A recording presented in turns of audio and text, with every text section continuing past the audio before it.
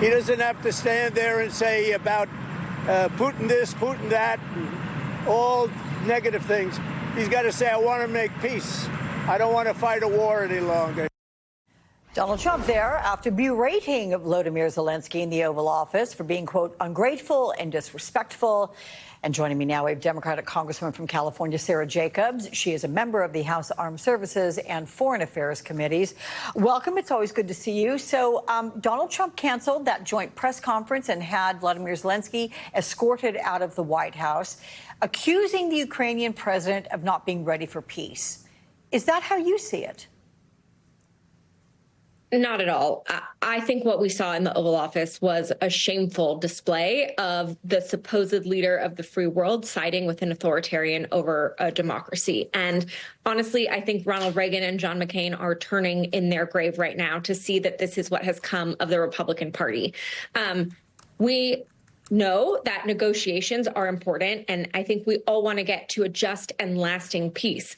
But to do that, we need to make sure the Ukrainians are in the best possible position to be able to negotiate a peace that will actually last. Instead of what I'm concerned this will be, which will be a giveaway to Vladimir Putin, who will then just use the time and re-invade Ukraine when he feels his military and economy are stronger again. What about, could this be some kind of public pressure campaign on Zelensky to get a better deal for the United States? If this was a negotiation between the United States and the Ukrainians, maybe. But the fact of the matter is, this is a negotiation between the Ukrainians and the Russians. And, you know, Alex, I used to work in international conflict resolution. We know from lots and lots of history of peace negotiations that actually a negotiation stands to the test of time. It will last longest if it is between the two actual parties to the conflict, in this case, the Ukrainians and the Russians, not the U.S. as a proxy or stand-in negotiating on behalf of one side or the other. So some of your Republican colleagues who had hoped for a better meeting and improved relations with Kyiv, they are now publicly scolding Zelensky. Here is Senator Lindsey Graham 2 weeks ago and then after yesterday's meeting. Listen up. I want to tell you and your people, you're the ally I've been hoping for all my life.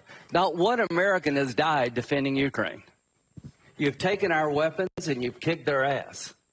And I'm very proud to have you as our ally. So, what I think?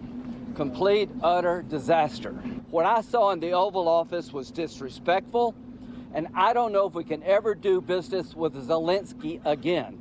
He either needs to resign and send somebody over that we can do business with, or he needs to change. Well, what a difference 2 weeks makes. I'm curious how a Republican shift could shift the support for Ukraine, swaying it, ultimately the outcome of a peace deal.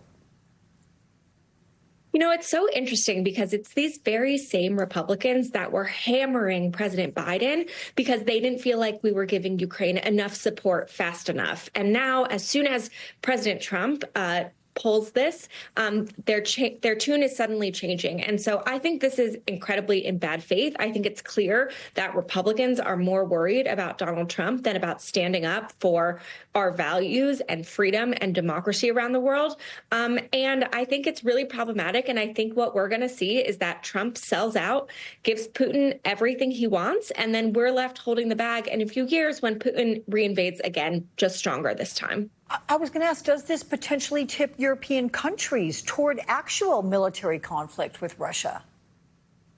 I mean, it's really possible, right? We're seeing a lot of the Europeans talking about what they feel like they need to do now that they can't count on the Americans to step in. I think, some of that is a positive. We need to see Europe step up. They have stepped up a lot in supporting Ukraine. But I am worried that without, if they're not confident the Americans will be there, that we're going to start to see a lot more conflict in Europe because really, the international system that we put in place after World War II that says that territorial aggression can't be rewarded, that, this is not how we do things.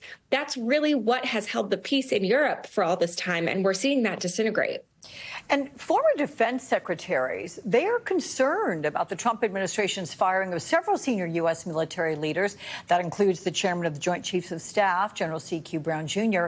And in a letter, they asked Congress to do its job and hold Trump to account for reckless actions, including telling senators not to confirm new Defense Department nominations without answers. Will Congress listen? That's such a good question. As you know, Alex, we're in the minority in the House and the Senate. And so, Democrats in Congress don't have the ability to hold formal hearings. We are talking about holding shadow hearings and making sure we're bringing this to attention. And I do think the senators have a lot more leverage and should be putting more pressure on this, because while we're all talking about President Trump firing the top military generals and admirals in each force, he also fired the top lawyers in each force. These are the people who decide if things are consistent with international law of war, decide if an order is lawful or not. And I think, to me, this firing of the top lawyers is actually the really, really dangerous thing, because we're going to see that's really how Trump is trying to overly politicize the military and be able to push through anything he wants without the checks on what is actually legal, both domestically and internationally. Yeah. On another note, you've spoken out against a Pentagon memo this week announcing it'll force transgender troops out of the military within 60 days unless they are granted a waiver that shows there was compelling government interest in retaining the service member that directly supports warfighting capabilities. And then there's the caveat: they have to have never transitioned to the gender they identify with, and have to offer proof that they've been stable for, 3 years, 36 months technically, in their biological sex. What are your concerns here? So let's be clear, this waiver is fake because there is a clear national security interest for keeping all of these service members. So one thing to note is that in the first Trump administration, his trans troop ban was just about people coming into the military, that you couldn't recruit people who were trans. Now they are actually kicking out the thousands of service members who are currently serving who are trans. That means we are losing thousands of service members who have years and years of experience. Many of these are senior enlisted folks who have deployed multiple times, have very specific training and capabilities. I was talking to someone who was one of the only civilian evacuation people in her unit, talking to another one who worked in the special warfare unit doing very specialized training. To replace the kinds of talent that we are going to lose, it will take 20 years and billions of dollars. And that is not good for our national security. These are folks who have already met all of the requirements to serve. Already, if you cannot deploy for over a year, for any reason, you have to leave the force. These folks have met that requirement.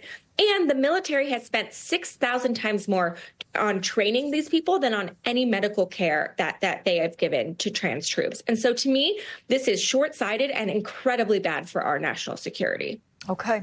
California Congresswoman Sara Jacobs, always good to see you. Thank you so much.